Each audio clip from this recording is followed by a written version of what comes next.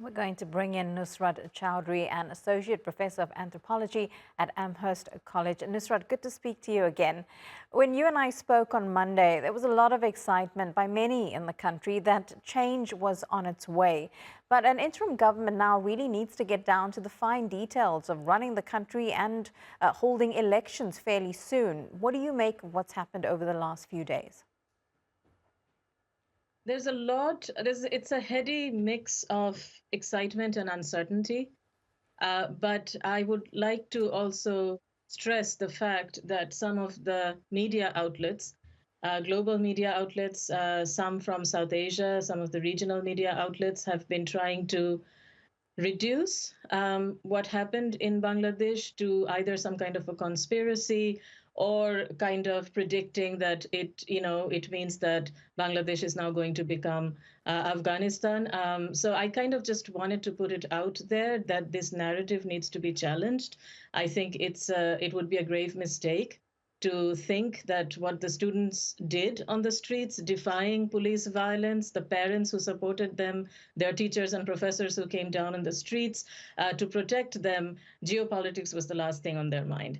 So there has been a lot of release. There was a lot of emotions. There was a lot of momentum. So after the prime minister stepped down, there were many ways in which that kind of emotion, that kind of energy got dissipated. Right? There were cases of some violence, some vandalism, some anarchy, which you can see is also understandable given the fact that because the police were used to kill ordinary people, people have lost complete faith in the police. So, the country for the last 3 days has been without any kind of police presence. And every day I've been reading in the newspaper and talking to my family members and friends and colleagues who are in Bangladesh that it's the students who are protecting now the government buildings. They are actually doing the work of traffic police, and they are actually trying to get back some of the things that were looted from the prime minister's former residence. So I think there is, anxiety because there is so much uncertainty. The way this power is being transferred is not something that is in the constitution. So people have to be really creative and chart new paths to do that. But the excitement and a sense of relief is still there. So there are many challenges now for this interim government, as you say, safety and security being one of them. What then is the army's role in all of this? So the army, as I said before, is widely seen as nonpartisan.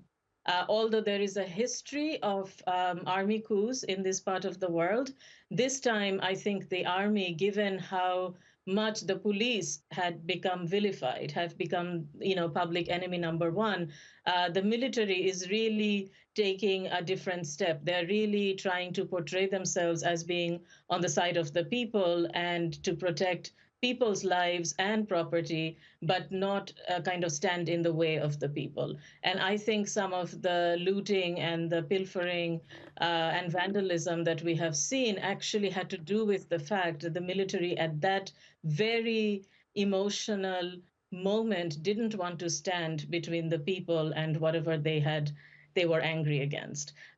So I think the people of Bangladesh, the ordinary people of Bangladesh, the protesters have put their faith in the police, in the army, but it's a faith that is conditional.